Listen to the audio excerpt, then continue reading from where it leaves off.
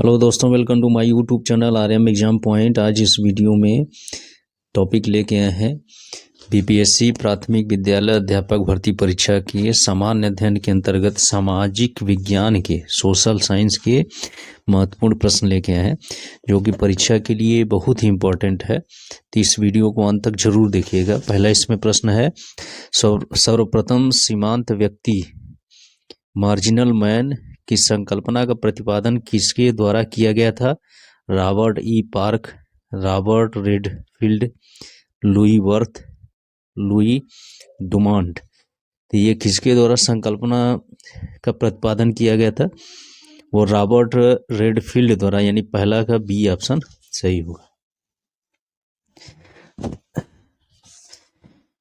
अब इसके बाद नेक्स्ट क्वेश्चन आते हैं, भारत ने 5 ट्रिलियन अर्थव्यवस्था का लक्ष्य कब तक प्राप्त कर लेने का लक्ष्य रखा है? 2022, 2024, 2026, 2030। ये कब तक रखा है? 2024 तक रखा है, यानी दूसरा का बी ऑप्शन सही होगा। फिर इसके बाद तीसरा प्रश्न पाते हैं, मानव गरीबी सूचकांक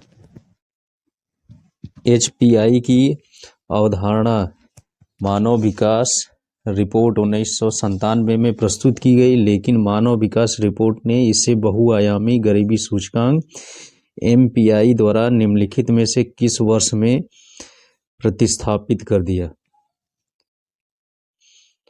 किस वर्ष में प्रतिस्थापित कर दिया? तो इसमें 1999, 2005, 2010, 2015। तो ये जो प्रतिस्थापित किया वह 2010 में प्रतिस्थापित किया, यानी तीसरा का सी आंसर सही होगा। फिर नेक्स्ट आते हैं, चौथा प्रश्न, विकास अनुवीक्षण और मूल्यांकन कार्यालय जो दीर्घकालीन नीति का अनुवीक्षण करता है, निम्नलिखित में से किस कार्यालय के अंतर्गत आता है?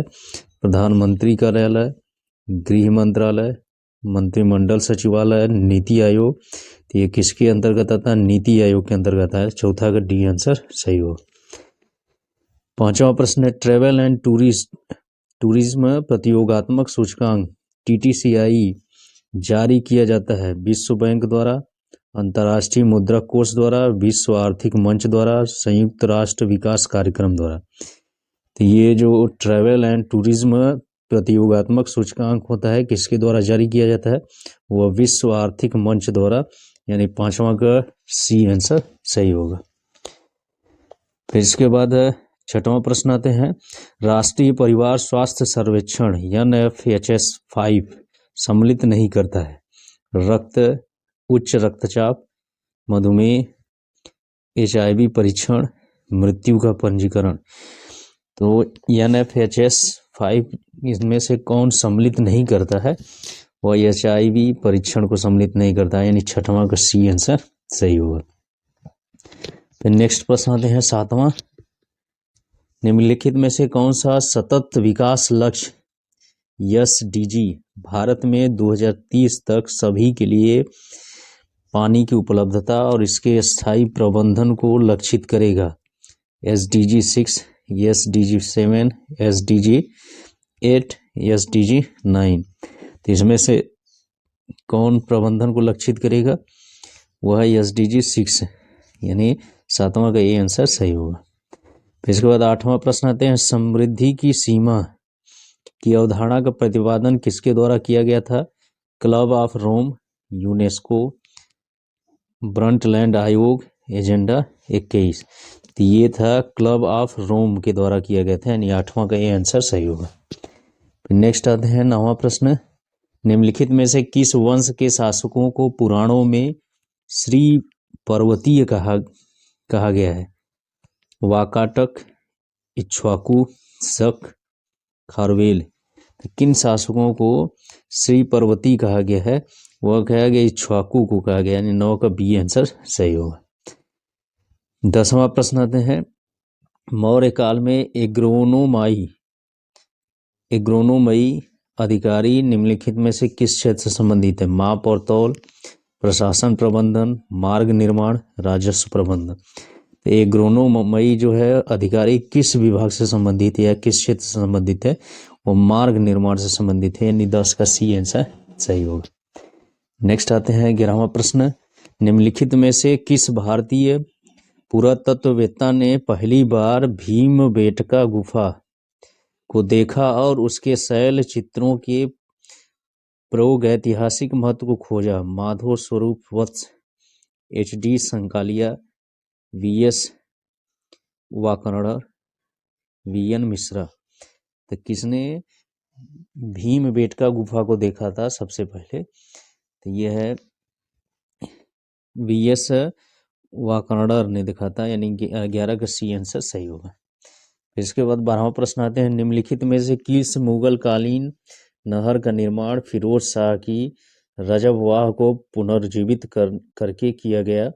शेखनूनी, सहाब नहर, नहर-ए-बिहिश्त, नहर-ए-आगरा। तो इसमें कौन किया गया? ये सहाब नहर के पुनर्जीवित किया गया, यानी 12 का बी आंसर सही होगा।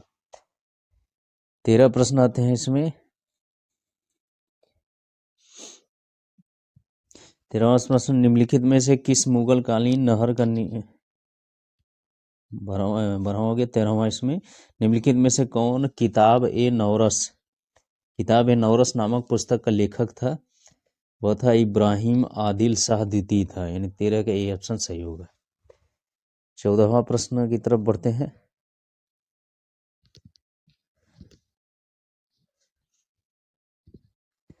चौदह है, निम्नलिखित राजाओं में से किसने अकबर के पूर्व तानसेन को संरक्षण दिया था? भाटा का राजा रामचंद्र सिंह, मालवा का राज बहादुर, मेवाड़ का उदय सिंह, गुजरात का मुजफ्फर शाह।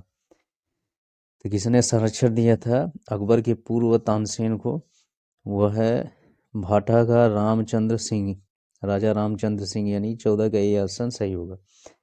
15वां प्रश्न आते हैं, निम्नलिखित में से किस मंदिर को विदर्भ के खजुराहों के रूप में भी जाना जाता है?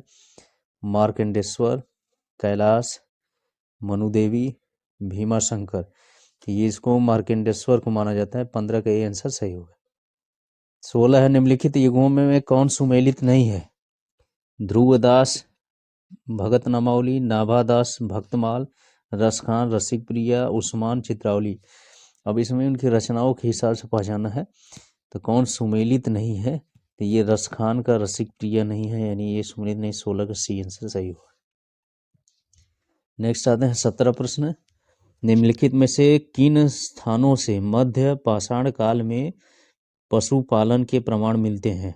औदे, बोरी, बागौर, लखनिया। तो ये है बागौर का, यानी 17 का सी आंसर सही होगा।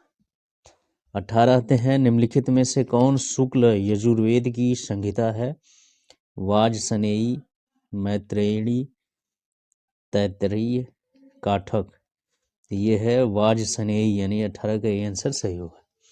19 है, पुष्यमित्र शुंग द्वारा 2 अश्वमेध यज्ञ किए जाने के बारे में निम्नलिखित किस लेख से मिलती है जानकारी? सारनाथ लेख, वेशनगर लेख, अयोध्या लेख, हाथी गुम्बा लेख। तो यह होता है अयोध्या लेख से ये जानकारी मिलती है, यानी 19 का सी आंसर सही होगा।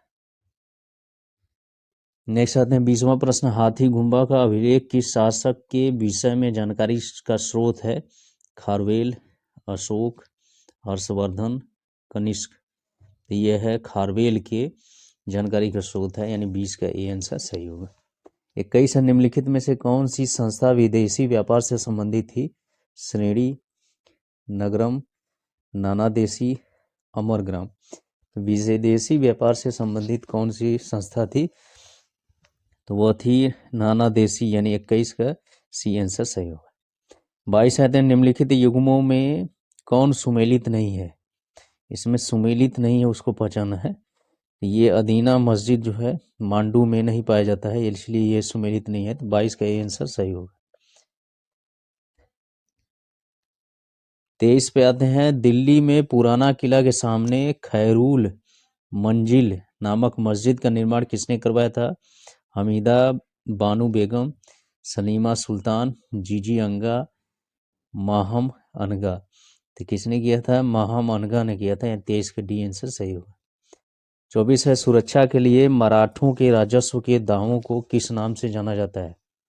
सरदेशमुखी। चौथ अबवाब जमादानी किसके नाम से जाना जाता है? वह है चौथ के नाम से जाना जाता है। 24 का बी आंसर सही होगा। नेक्स्ट आते हैं 25वां प्रश्न। मध्यकालीन भारत के ऐतिहासिक स्रोतों में चकला शब्द का प्रयोग हुआ। यह परगना के समानार्थी था, सरकार के समानार्थी था, सूबा और परगना के बीच की क्षेत्रीय इकाई था, लेकिन सरकार के समानार्थी नहीं था। उपयुक्त में से कोई भी नहीं।